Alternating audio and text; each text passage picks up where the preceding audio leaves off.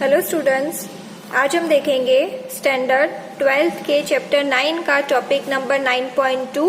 तो 9.2 में हम बात करेंगे दर्पण समीकरण के। इसके पहले फोकस सूर्य की बात हमने पिछले वीडियो में कर ली है, तो हम देखेंगे दर्पण समीकरण। उसके लिए हम सबसे पहले उसका चित्र देखेंगे। ये हो गया मेरे पास एक दर्पण। ये करना आप मत भूलना, ये करना है आपको हर एक दर्पण में। अब यहाँ पे क्या हो रहा है, ये वस्तु है। तो वस्तु में से किरण निकल रही है। पहली किरण यहाँ से सीधी जाएगी, ये दर्पण पे टकरा के परावर्तित होगी।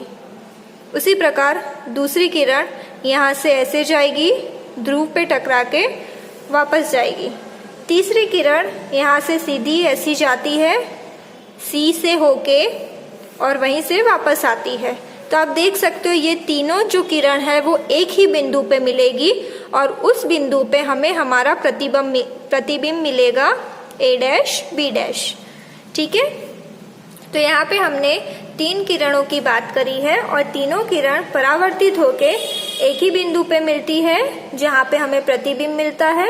उसको हमने नाम दिया है ए डैश बी डैश। अब बात करते हैं दूरियों की। तो जो प्रतिबिंब की दूरी होती है उसको हम हमेशा v से दर्शाते हैं। तो यहाँ पे आप देख सकते हो इस दूरी को मैंने v से दर्शाया है, और जो वस्तु की दूरी होती है उसको हमेशा u द्वारा दर्शाते हैं। तो ये वस्तु की दूरी हो गई, तो इसको मैंने u से दर्शाया है। ठीक है, तो ये हो गई चित्र की बात। अब इसके नीचे जो आपको पॉइंट्स लिखने हैं वो मैं आपको बता देती हूँ किस प्रकार लिखने हैं। आप लिखोगे चित्र में दर्शाए अनुसार बिंदु ए से निकलने वाली तीन किरणों को ध्यान में रखते हैं। इसमें अवतल दर्पण द्वारा बनाया गया बिंब ए बी का प्रतिबिंब ए डैश बी डैश है। ए बी का प्रतिबिंब क्या है, ए डैश बी डैश।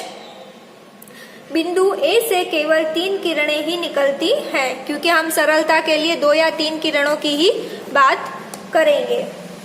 किसी भी स्रोत से सभी दिशाओं में अनंत किरणें निकलती है।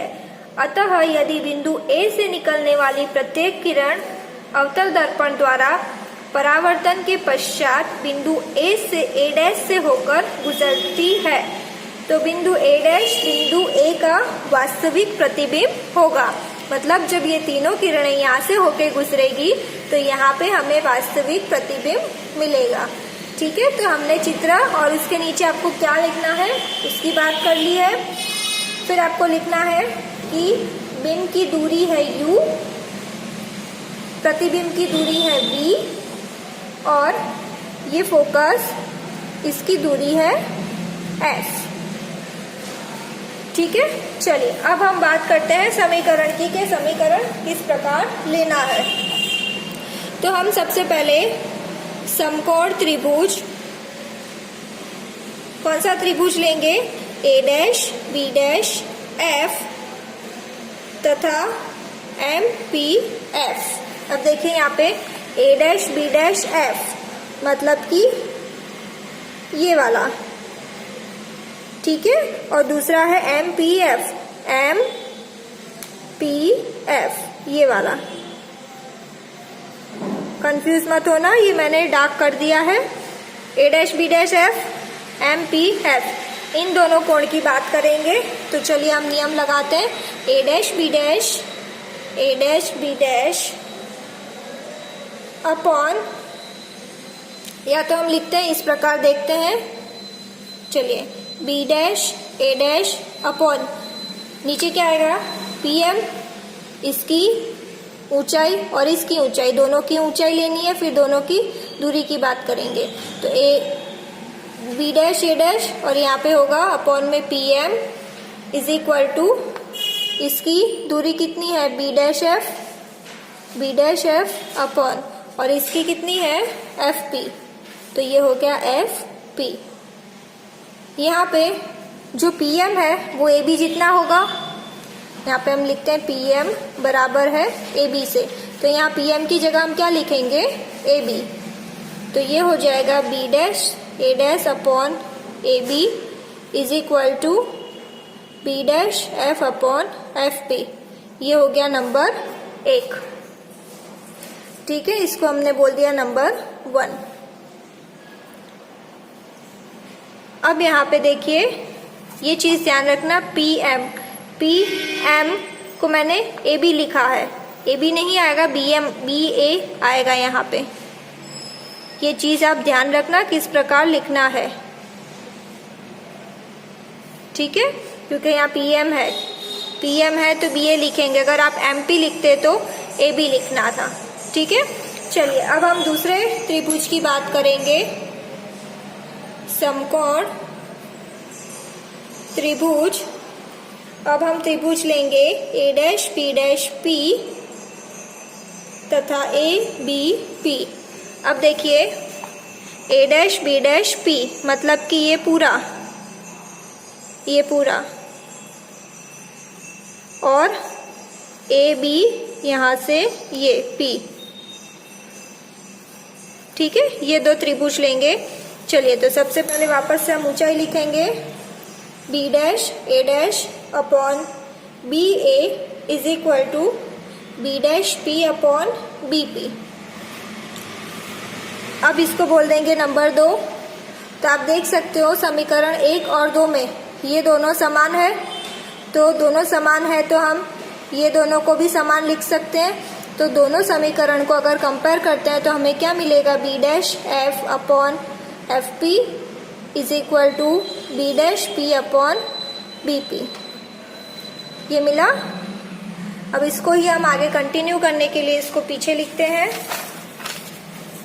चलिए, फाइनल समीकरण हमें क्या मिला था, B dash F upon F P is equal to B dash P upon B P. अब यहाँ पे देखिए, बी डैश एफ है, बी डैश एफ को मैं दूसरे इस तरह लिख सकती हूँ, B dash P minus F P. अगर मैं बी डैश पी में से एफ पी माइनस करूंगी तो मुझे इतना मिल जाएगा। देखिए, ये पूरे में से अगर मैं इतना माइनस करती हूँ तो ये वाला भाग मुझे मिल जाएगा। तो हम यहाँ पे लिखेंगे, बी डैश एफ की जगह लिखेंगे B dash P minus F P upon F P is equal to B dash P upon B P. ठीक है, अब हम बात करेंगे साइन की। बी डैश पी क्या होगा, एफ पी क्या होगा और बी पी क्या होगा। चलिए, बी डैश पी देखते हैं सबसे पहले। तो यहाँ पे देखिए, बी डैश पी क्या है, v है, प्रतिबिंब की दूरी v। अब यहाँ पे देखिए, हमारी किरण इस तरफ जा रही है और हम सारी जो माप है वो ध्रुव से ऐसे ले रहे हैं। ये ऐसे गई, हम ऐसे जा रहे हैं, विपरीत दिशा हुई, तो ये हो जाएगा माइनस v। तो हम यहाँ पे लिखेंगे माइनस v। अब एफ पी देखेंगे क्या है, एफ पी। तो एफ पी की दूरी f है, ये भी विपरीत दिशा में होगी, किरण ऐसे जा रही है, हम ऐसे माप रहे हैं, तो ये हो जाएगा माइनस f। और उसी तरह बीपी भी हो जाएगा माइनस u। तो ये सारी चीजें हम यहाँ पे रखेंगे। ये हो गया minus v minus F P क्या है, minus f upon minus f is equal to B dash P क्या है, माइनस v, बी पी है माइनस u। तो ये हो जाएगा minus v minus minus plus f upon minus f is equal to minus minus cancel, तो v upon u। ये हुआ। अब हम क्या करेंगे, अगर मैं अलग करती हूँ तो ये हो गया minus v upon minus f। यहाँ पे क्या हो जाएगा, एक काम करते हैं हम, ये माइनस को इधर ले जाते हैं। तो इसको हम किस प्रकार लिखेंगे, v minus f upon F is equal to v upon u। अब इसको अलग करेंगे तो v upon f minus 1 is equal to v upon u। इस प्रकार होगा, माइनस 1 इधर गया, plus 1, v upon F is equal to 1 plus v upon u। तो ये क्या हो जाएगा, अगर मैं v से भाग करूं, इस समीकरण को v से भाग करना है, तो क्या हो जाएगा, 1 upon F is equal to 1 upon v plus 1 upon u। ये मिल गया मुझे दर्पण का समीकरण। ठीक है, ये हो गया दर्पण का समीकरण, ये हो गया दर्पण समीकरण। अब इसमें ही एक और सूत्र है, रेखिक आवर्धन का प्रतिबिंब की साइज h डैश तथा बिंब की साइज h के अनुपात को रेखिक आवर्धन यानी कि लीनियर मैग्निफिकेशन कहते हैं। यहाँ पे प्रतिबिंब की साइज हमने h डैश ली है, बिंब यानी कि वस्तु की साइज हमने h ली है, तो हम इसका सूत्र कैसे लिखेंगे, m, आवर्धन को लिखते हैं m is equal to h dash upon h। ये मेरे पास हो गया रेखिक आवर्धन का सूत्र। अब हम यहाँ पे दो त्रिभुज लेते हैं, त्रिभुज a dash b dash p और a b p। ठीक है, यहाँ पे देखिए a dash b dash p और a b p दोनों त्रिभुज का सूत्र लिखेंगे, b dash a dash upon b a is equal to b dash p upon b p। अब यहाँ पे देखिए b डैश a डैश क्या है, b डैश a डैश उस वस्तु की ऊंचाई है जो कि नीचे की तरफ है। हमने बात करी थी नीचे की तरफ हो तो माइनस होगा, तो हम इसको लिखेंगे माइनस h डैश अपॉन वस्तु की हाइट क्या होगी, ऊंचाई क्या होगी h, जो कि ऊपर की तरफ है, तो ये हो गया plus h is equal to b dash p। आप लोग देखेंगे तो वो क्या होगा, minus v upon minus u। हमने यहाँ पे लिखा है b डैश p और b p, माइनस v और माइनस u, तो ये माइनस माइनस प्लस हो गया, तो ये क्या हो गया minus h dash upon h is equal to v upon u। अब यहाँ पे देखिए माइनस इधर चला जाएगा, h dash upon h is equal to minus v upon u, और h डैश अपॉन h क्या होता है, आवर्धन होता है, तो m इज इक्वल टू, इसकी जगह मैं m लिख सकती हूँ, तो m is equal to minus v upon u। आवर्धन की कीमत हमें क्या मिली इस दर्पण के लिए, m is equal to minus V upon U. इससे हम क्या कह सकते हैं कि हमारा जो प्रतिबिंब है वो वास्तविक और उल्टा मिलता है।